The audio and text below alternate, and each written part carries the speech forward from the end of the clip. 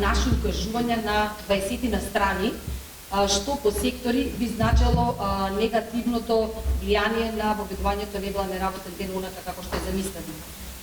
Имавме и јавни расправи со представници од владата, имавме и трибуни, меѓутоа минатата недела го добивме и ја добивме информацијата дека на влада е поминат предлог закон.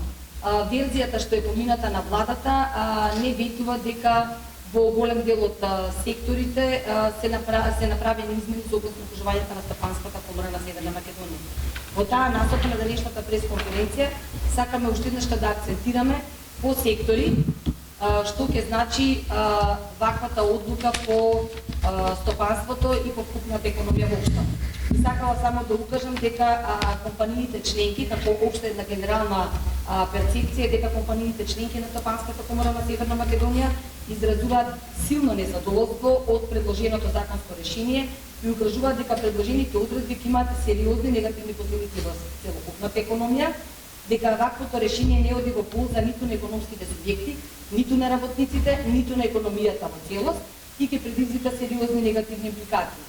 Дотолку повеќе што дефинирање на конкретни дејности кои што ќе имаат можност да работат во недела како работен ден и нивното дефинирање во закон создава потешкоти утре, следен ден, доколку треба да има воведување во уште некоја дејност неделен работен ден, ќе треба месеци и месеци за сето тоа да помине како измена на законско решение, бидејќи се носи во собранието како измена на закон.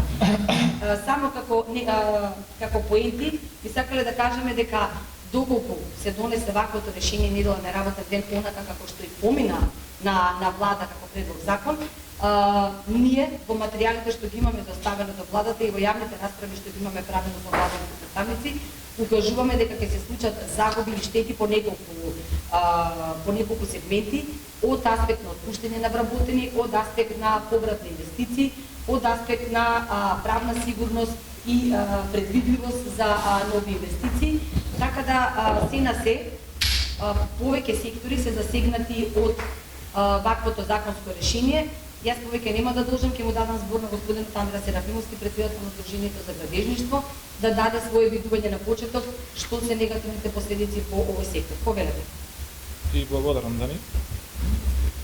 Изминатите месеци континуирано повеќе пати организирано на ниво на бизнис асоциација апелиравме до надлежните институции дека предлог законското решение за неделен работен ден ќе има негативен одраз повеќекратно врз градежната индустрија и градежништвото, но и врз извршувањето на капиталните проекти.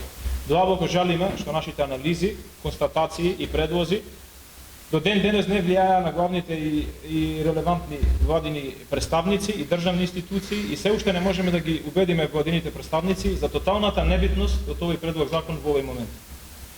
Градежниот сектор искажува длабоко разочарување за немање перцепција за важноста на оваа дејност за совокупната економија, бидејќи по наше мислење токму оваа дејност има потенцијал во периодот кој следи да биде ротор на економскиот развој. Зошто ова го велиме? Наш генерален став е дека во општествените услови во кои екзистираме и под ова поднебе во кое живееме, единствено, примарно потребно е да креираме атмосфера со која што би постигнале поголема продуктивност на труда. Нашата држава има ограничувачки природни капацитети и затоа можноста за развој не се темели на искористување на природни богатства, туку мора да работиме и она што го работиме да го сработиме. Поради тоа сметаме дека се треба да се заснова врз продуктивност на трудот. При тоа мора да се има предвид дека за разлика од други дејности градежништвото е специфична гранка која се извршува во специфични услови и заради тоа имаме неколку забелешки по однос на тоа што би се случило доколку ова предлог законско решение се изгласи. Градежните компании не работат со ист интензитет во текот на целата година, работат зависно од временските услови и од климатските фактори, тоест работат во временски услови кои се променливи и чија варијација на температура се одвива од минус 20 до плюс 40 степени. Заради тоа мораме секој добар и погоден временски период да го искористиме за работа и секој сончев ден да имаме основа за да работиме, без исклучоци. Реализацијата на проектите е врзана со рокови. Мора да ги почитуваме роковите и мора да го сработиме сето она што го работиме во одреден временски период.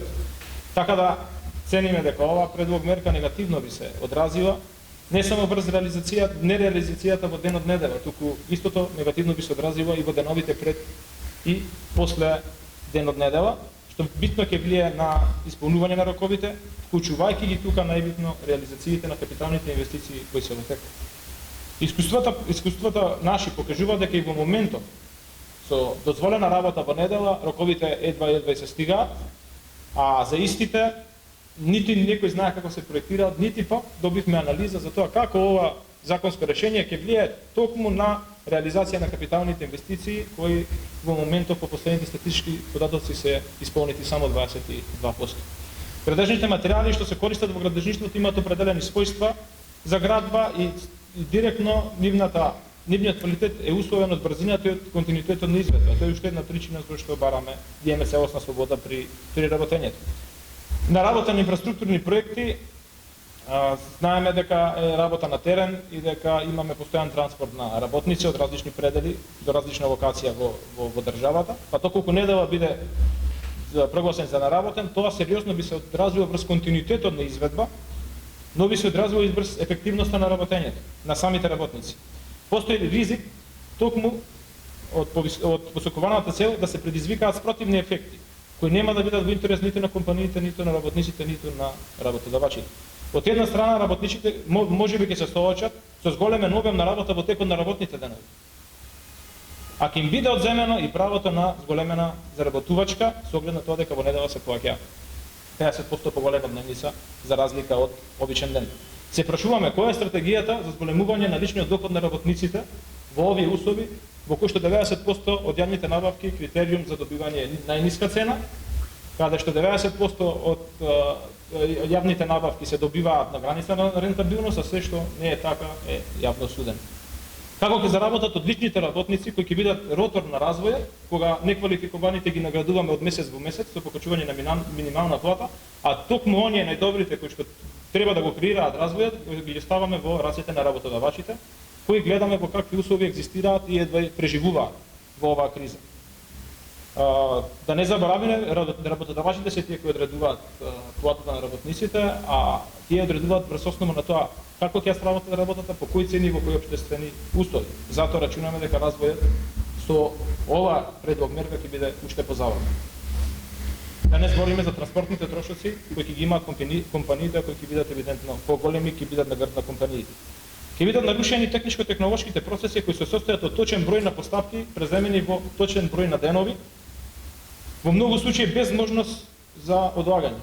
Во услови на постојање во државата на големо ниво на сива економија и во услови на зголемена конкурентност, цениме дека само технологијата на градба, неизработка може да ви издвои пред останатите и да ви обезбеди каков таков развој. Затоа е битно да се остави цела слобода при креирање на процесите кои нема да распознаваат имиња, денови, часови и така натаму. Кога на истото ќе додадеме и можност за грешка при изработка на процесите, сваќаме колку ова предлог законско решение може во одредени мерки да представува отежнувачка околност која може битно да влијае на целокупниот работен процес.